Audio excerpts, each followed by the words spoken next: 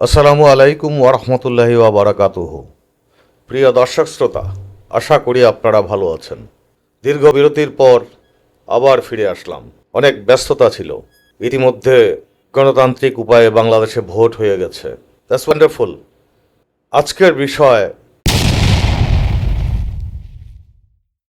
আমি যা বলছি আমার দেখা বাংলাদেশ, বিভিন্ন দেশ, বিভিন্ন মুসলিম কান্ট্রি, ওয়েস্টার্ন কান্ট্রি, এসব নিয়ে কথা বলবো।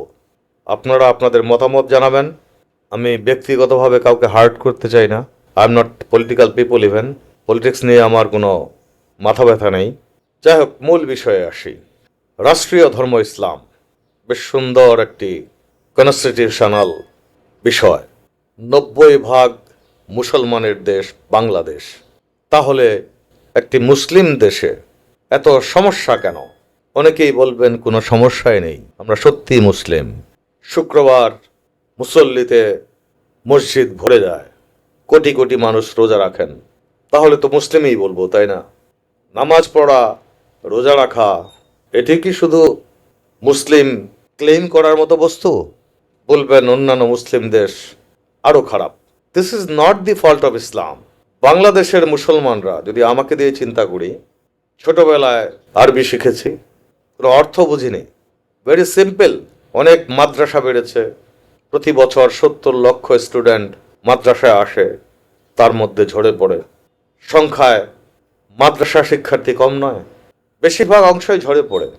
এর আগে আমি একটি কন্টেন্টে বলেছি, যারা টিকে যায় তারা হয়তো উচ্চশিক্ষায় শিক্ষিত হয়।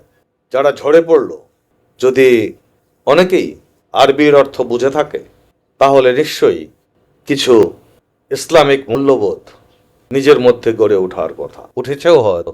যারা আমরা সাধারণ শিক্ষায় শিক্ষিত, বড় বড় পজিশন হোল্ড করি, বিসিএস করে বড় চাকরিতে যাই, রাজনীতিবিদ হই বা অন্যান্য পেশায় জড়িয়ে পড়ি, একটা জিনিস বলুন, আপনি আরবি পড়েন, আপনি মসজিদে যান, ইমামের খুতবা শুনেন, নামাজে বিভিন্ন সূরা রিসাইটেশন হয় নামাজের অংশ হিসেবে, আমরা কোনোটিরই অর্থ বুঝি না। তার মানে আমরা ইসলামের কিছুই বুঝি না। বেশিরভাগ লোকই মাদ্রাসায় এতিম বা গরিব ঘরের ছেলেরা আগে যেত, ইদানিংকালে কিছু কিছু ধনবান শ্রেণীর সন্তান মাদ্রাসায় যায়, আমি পেয়েছি। আজকে বাংলাদেশে 90% মুসলমানের দেশে, যেখানে রাষ্ট্রীয় ধর্ম ইসলাম, সেখানে পরীক্ষায় নকল, চাকরি পেতে ঘুষ, অনেক নিষিদ্ধ কাজ যেটা ইসলাম অ্যালাউ করে না, সেগুলি আমরা করে চলেছি। তাহলে কি আমরা মুসলিম? আমি কি আমাকে মুসলিম দাবি করতে পারি? আমার নামের সামনে মুহাম্মদ আছে বা আহম্মদ আছে, তাতে আমরা কি মুসলিম হয়ে গেলাম? We can't claim as a Muslim for sure. বাংলাদেশের প্রেক্ষাপটে হোয়াট এ ফাউন্ড, এটা অনেকেই জানেন। অনেকেই নিজে নিজে ইসলাম শিক্ষা চর্চা করেন। যারা বিসিএস করে বিভিন্ন চাকরিতে যান, ভেরি ফিউ যারা হয়তো ইসলামের জ্ঞান রাখেন, ইসলাম ধর্মের হালাল হারাম নিষিদ্ধ কার্যক্রম এসব সম্পর্কে কিছুটা বোঝেন। বাকিগুলো তারা কিছুই বোঝেন না। সাধারণ জনগণ একই, শুধু বড় কর্মকর্তা রাজনৈতিক নেতাদের বলবো কেন, সাধারণ মানুষও বুঝে গেছে বাংলাদেশ এভাবেই চলে। একটা ট্রেড লাইসেন্স করতে গেলে ইউ হ্যাভ টু পে মানি। শুরুটায় অন্যায় কাজ দিয়ে শুরু করা, এটা কি কখনো হয়? হওয়া উচিত নয়। আপনি পদে পদে বাংলাদেশের যে কোনো অফিসে যান, ট্যাক্সেসের অফিসে যান, কাস্টমসের অফিসে যান, কোথায় অতিরিক্ত পয়সা বা ঘুষ দেওয়া ছাড়া কাজ হয়? কেউ কি বলতে পারেন? সাধারণ মানুষ তারাও সুবিধা নেওয়ার জন্য ভুলে যায়, অথবা তারা জানে না যে ঘুষ দেওয়া হারাম। যদি জাতি নিজেকে ভালো মন্দ, হালাল হারাম এগুলো থেকে মুক্ত না রাখতে পারে, সে জাতির উন্নতি হতে পারে না। একটা বাড়ি, একটা রাষ্ট্র, কজন তার বাড়িটাকে কন্ট্রোল করতে পারে, কজন তার সন্তানদের কন্ট্রোলে রাখতে পারে? They can't. নিজেই যদি নিষিদ্ধ কাজে জড়িত হই, নিশ্চয়ই সন্তানদের আমরা কন্ট্রোল করতে পারবো না। এ বিষয় নিয়ে অনেক কথা বলার আছে।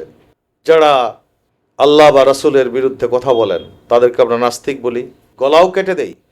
কিন্তু প্রতিদিন আমরা যে ইসলামিক বিরুদ্ধ বা ইসলাম অ্যালাউ করে না সেসব কাজ করি, তারা বহাল তবিয়তে নিজেকে মুসলিম পরিচয়ে বাংলাদেশে বিদ্যমান।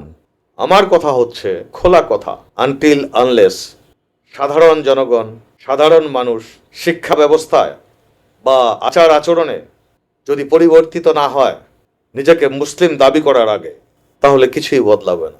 আপনি কাউকে উদাহরণ দেওয়ার দরকার নেই, আল্লাহ আপনার বিচার করবে। Personally you will come under judgement.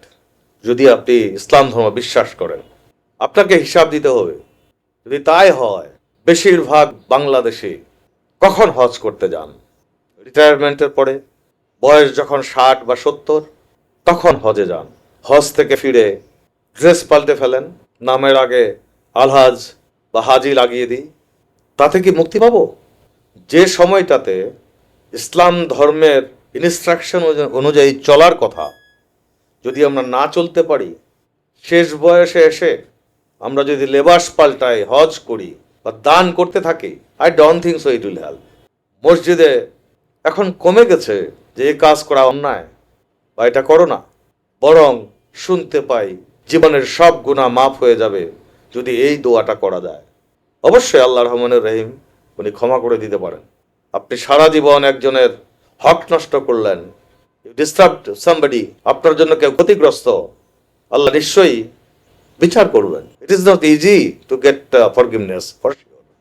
আজকে কন্টেন্ট আমি বড় করতে চাই না, যেহেতু দীর্ঘ বিরতির পর এসেছি। আবার আসব।